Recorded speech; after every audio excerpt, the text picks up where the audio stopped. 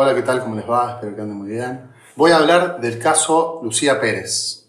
Este reconocido caso que se dio el 8 de octubre de 2016 en la ciudad de Mar del Plata, provincia de Buenos Aires, Argentina, no es un caso difícil de resolver. Lo que sucede es que este caso está teñido por interpretaciones sobre supuestas intenciones, motivaciones que podrían llegar a tener víctima e imputado, o mejor dicho, imputados, porque hay un protagonista principal que es Farías, pero también hay dos imputados más como partícipe secundario y encubridor, respectivamente, Ofidani y Maciel. Yo tengo dos canales más realizados respecto a casos resonantes. En uno me refiero al caso de Ángeles Rawson y Jorge Mangieri, y en otro al caso de Wanda Tadei y Eduardo Vázquez. En este caso yo obviamente voy a hacer un análisis completamente probatorio, jurídico, pero luego también me voy a extender sobre otros factores que influyeron a mi criterio negativamente con este caso, que son cuestiones ya más de índole cultural, social y político. Bueno, antes que nada, acá voy a dejar en principio un resumen de lo que sucedió en el caso con los títulos principales en un pequeño videíto periodístico. Dada la gravedad, justamente es lo que motiva que yo hoy los tenga a ustedes acá y que quiera que la población tome conocimiento de esto y que si hay otras chicas que han sufrido este tipo de ataques, aunque no hayan llegado obviamente a la muerte, que se pongan en contacto con nosotros. El abuso fue por vía vaginal y por vía anal, y la muerte se produce justamente por el acceso violento con un objeto romo por vía anal. Lo que es un reflejo del nervio vago es justamente provocado por un excesivo dolor que provoca un paro cardíaco. Pero además en la autopsia se corroboró que el cuerpo había sido lavado.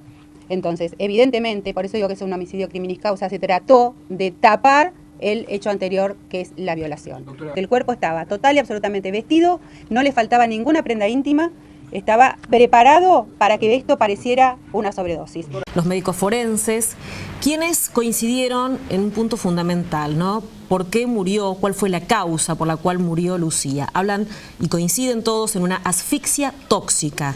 Además, otro punto importante es que descartaron que en algún momento se habló mucho de que el cuerpo había sido lavado y preparado. Esto quedó descartado, según las pericias. Sí. Y también hicieron referencia, hincapié en la falta de lesiones compatibles con un abuso sexual.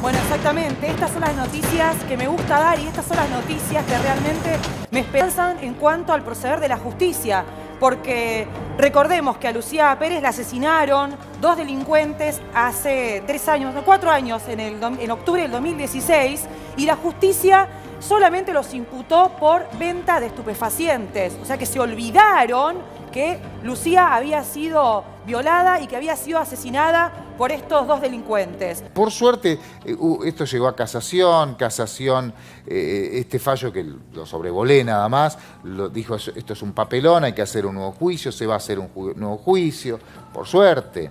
Por suerte ahora se abrió el juicio para los jueces, que espero que los rajen, que son Juan Facundo Gómez Urso y Pablo Viñas. Hay un tercer juez que zafó porque se jubiló y bueno, seguirá cobrando jubilación. Esto pasa con la justicia muchas veces.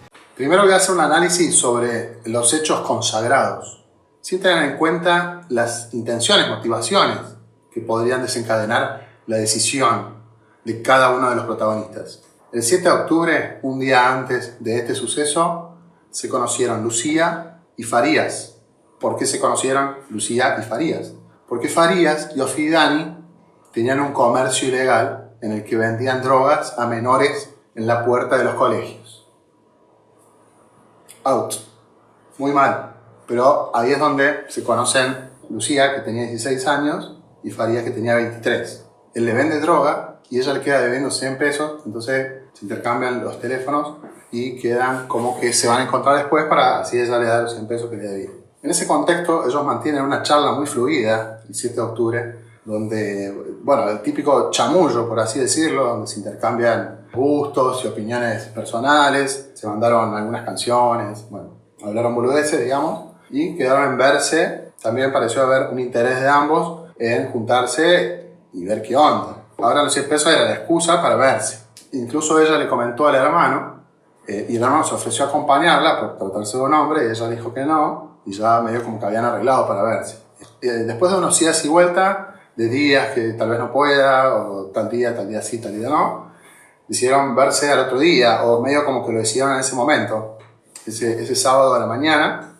Entonces él la pasa a buscar, estaba con Ofidani, pasan a comprar una Sindor y medialunas.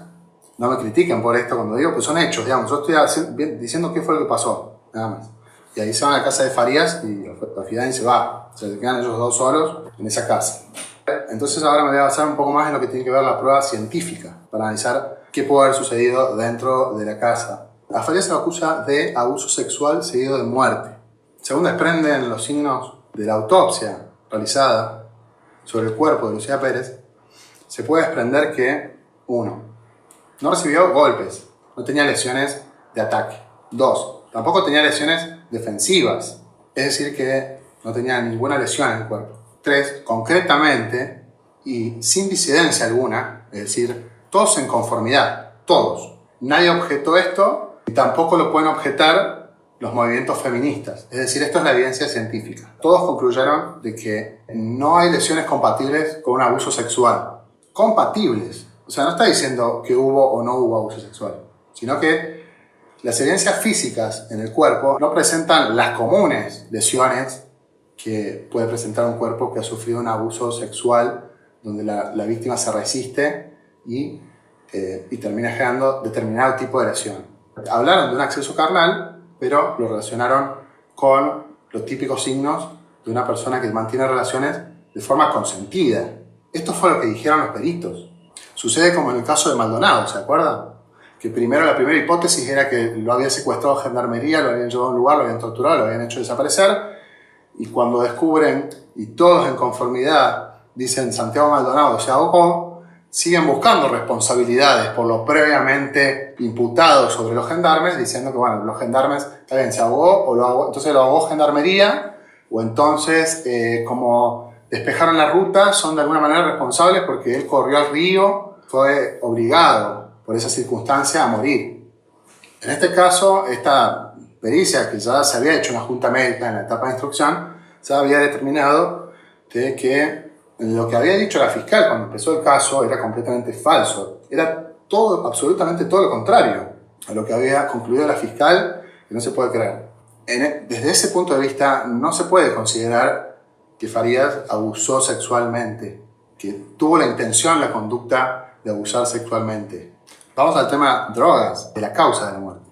Asfixia tóxica, lo que comúnmente se denomina sobredosis. Una de las dudas que yo tenía cuando comencé a analizar este caso es cómo podía ser que una persona que no era adicta a la cocaína, sino que había consumido ocasionalmente algunas veces, podía terminar muriendo por sobredosis. Y al hacer una búsqueda completamente rápida sobre la sobredosis por cocaína, también hablan de que hay casos aislados donde la víctima la primera vez que consume puede morir. Y esto puede tener que ver prácticamente con una reacción química en el organismo, o puede tener que ver con un problema de salud heredado que tenga la víctima, por más que sea joven, y esto, según la ciencia, puede suceder.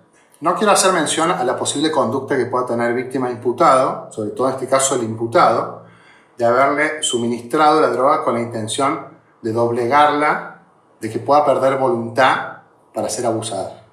Y yo acá no quiero hacer un análisis de lo que pudo haber hecho él, pero lo que quiero decir es que desde mi punto de vista resultaría poco probable que la persona decida utilizar ese mecanismo para poder doblegar a alguien, porque es una droga que causa completa euforia. Una persona que está en esa situación, si opone resistencia, es como un mono saltando por todas las paredes de desesperación, se va a defender, va a gritar, porque la persona está mucho más exaltada porque tiene un nivel de euforia que puede usar mucho más la fuerza que una persona que está dopada. Estos seres nefastos que existen y que ustedes tendrían que ir a combatir realmente, lo que hacen es colocar sedantes. Por ejemplo, lo que pasó en el caso de Anaí Benítez, donde también hay un inocente condenado, que es Marcos Bazán, donde se sabe quiénes fueron los responsables, solamente agarraron a uno que lo mandaron al loquero, y en ese caso, si bien Anaí Benítez tenía aún posibilidad de resistirse porque tenía lesiones defensivas, en ese caso a la víctima se le suministró diazepam y clonazepam. Yo cuando hago comparaciones de casos no quiero decir que en un caso tiene que haber pasado lo mismo, pero parece un poco absurdo sostener que primero el mecanismo tenga que llevar a obligar a una persona a aspirar cocaína, que eso ya vendría a ser un impedimento, porque para obligar a una persona a tomar cocaína que no lo quiere hacer, yo tengo que recurrir a la fuerza. Y si recurro a la fuerza, probablemente recurra a la agresión física, por lo tanto dejaría lesiones en el cuerpo. Y si no, tengo que disponer de un arma, apuntarle a la cabeza y obligarla a hacerlo, porque, con la amenaza de matar a esa persona.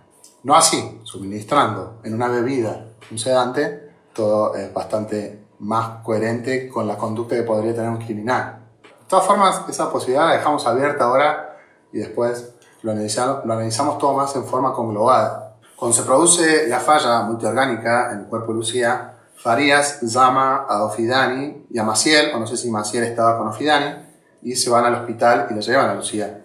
Después viene la policía, lo interroga, él dice que cuenta lo que pasó, también se ofrece ir con la policía a la casa a buscar las pertenencias de Lucía. Al otro día se allana el auto de Farías, encuentran la droga y ahí terminaría lo que sería la secuencia de hechos.